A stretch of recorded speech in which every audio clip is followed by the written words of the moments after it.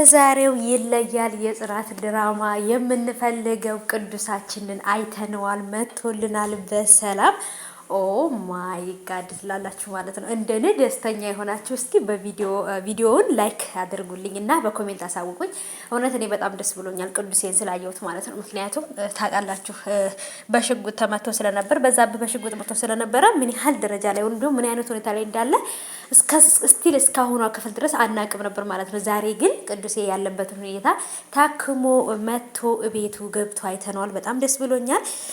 የጽናት የቤት ሰራተኛዋም ጓደኛዋ በጣም የምትገርም ክፉ ሰይጣን የሚቀናባት ናት። በገዛ ጓደኛዋ የምትቀና እኔም ከሷ በላይ ቆንጆ ነኝ፣ ግን ደግሞ እንዴት እሷ ከኔ በላይ ሆነ ሰዎች ይወዷታል እያለች በቅናት እንግዲህ መድኃኒት ሁሉ እያጠጣቻት ነበርና በጣም ከባድ ነው። ኢዛናም እንግዲህ ልጅቷን የነሱን የቤት ሰራተኛ የነጽናትን ያፈቅራት ነበር። እሷም ደግሞ እየወደደችው ይመስለኛል። ሰላም ውድ የተከበራችሁ የቻናሌ ተከታታዮች ሰላማችሁ ብዝት ትርፍ ይበልኝ ባላችሁበት ውድ ቤተሰቦቼ። ለቻናሌ አዲስ ከሆናችሁ ሰብስክራይብ አድርጋችሁ ቤተሰቡን ነባሮች እንኳን በሰላም መጣችሁ ብያለሁ። የዛሬውን እንግዲህ የተወዳጁን የጽናትን ድራማ ነው ይዤላችሁ የመጣሁት። በተለመደው ሰዓት ተለቋል። በጣም ደስ የሚል ነገር ነበረው። ያም እንግዲህ በተለይ ቅዱሴን ስላየሁት እውነት ለመናገር ከምላችሁ በላይ በጣም ደስ ብሎኛል። ምክንያቱም የነበረበት ሁኔታና ያለበት እንትን እጅግ በጣም ከባድ የሚባል ሁኔታ ላይ ስለነበረ የነበረው ምን ይሆናል ምን ይደርስበታል የሚለው ነገር በጣም አሳስቦ የነበረ፣ ግን ደግሞ አልሐምዱሊላህ በጣም ሰላም ነው።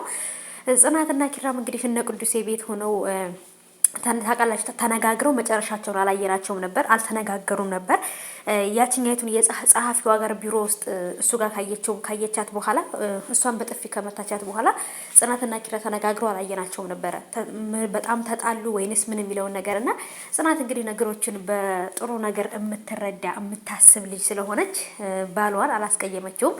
እሱም ይቅርታ ጠይቋታል ማለት ነው። እንደውም እነሱ ጓደኞቻችን ያስታርቁም ብሎ ሲላት በጭራሽ በመሀላችን ሰው እንዳይገባ ነበር ያለችው እና በጣም ነበር ይሄ ነገር አባባሏ ደስ ያለኝ። ምክንያቱም በትዳር በፍቅር ውስጥ ማንም ሰው በህይወታችን ከገባ እንደውም ቀላል የነበረው ነገር ይብሳል ብዬ ነው የማስበው። ስለዚህ በመሀላችን በፍቅር መሀል በትዳር መሀልም ቢሆን ማንንም ሰው ቤተሰብንም ሆነ ጓደኛም ባናስገባ አሪፍ ነው።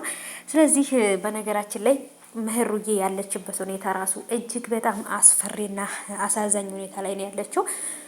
የቤት ሰራተኛይቱም እንግዲህ እዚሁ ባለሽበት እንደዚህ እንቅ አድርጎ ነበር አንቺን መግደል ብላ እንግዲህ በትራስ አፍና ሁሉ ልትገላት ነበር። እንግዲህ አስባችሁ አይታችሁት ከሆነ በጣም ነው ያዘንኩት ማለት ነው እዛ ፓርት ላይ። ምክንያቱም ምህሩ በጣም የዋህ ለሰው አዛኝ ሆነች ልጅ ናትና ይሄ ልጅ በምህሩ ፍቅር ምክንያት ሞቷል ብላችሁ በኮሜንት የጻፋችሁ ልጅ ማን ነው? የዚች ልጅ ወንድሟ ነው ወይንስ ምኗ ነው? በጣም ግራ የተጋባሁበት እዚህ ጋር ነውና እስቲ እንግዲህ በዛ የተነሳ እንግዲህ ምህሩ አሁን ላይ መስዋዕት እየከፈለች ነው።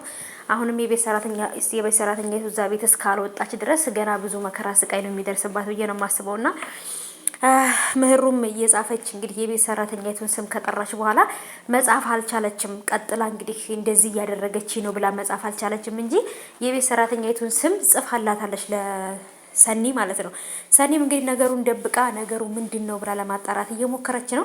መጨረሻ ላይ እንግዲህ የምናየው ይሆናል ማለት ነው። ቅዱሴ ደግሞ በሰላም ወደ ቤቱ ስለመጣ እጅግ በጣም ደስ ብሎኛል። እንግዲህ መጨረሻ ላይ ያሳምርለት በደንብ ተሽሎት እሱም ደግሞ እንደ ጓደኞቹ አግብቶ ትዳር ይዞ የምናየው ያደርገን ማለት ነው። ፍቅረኛውም እንግዲህ ተመልሳ ከሱ ጋር ናት፣ እያገዘችው ነው። ፍቅረኛውንም የሚያስቸግራት ልጅ አለ። እሱ ምን ተፈጠረ የሚለውን አብረን የምናየው ይሆናል። እውነት ለመናገር ኢዛና ራሱ ማለት ነው እቺ ልጅ ሊጠቀምባት ፈልጎ ነው የነጽናትን የቤት ሰራተኛዋይቱም ማለት ነው። ልጅቷ በጣም ቆንጆ ናት። ችግር ነው ሰው ቤት ሰራተኛ እንድትሆን ያደረጋት እንጂ በጣም የምታምር ቆንጆ ልጅ ናትና ኢዛናም ስለዚህ እሷን አፍቅሯት የእውነት ሊያገባት ፈልጎ ነው ወይንስ ደግሞ ሊጠቀምባት ፈልጎ ነው ማለት ልጁ በጣም በፊት መጥፎ ጸባይ እንዳለበት ነው ኪራ የሚያወራውና ጽናትና ኪራም ደግሞ እነ ቅዱሴ ቤት ሆነው በጣም እርስ በርስ እየተያዩ ምናምን እንትን እየተባባሉ ነበር ማለት ነው። በጣም ነበር ያሳቁኝ እዛ ፓርት ላይ። ብቻ ግን ቅዱሴ ወደ ቤት ስለመጣ በጣም ደስ ብሎኛል።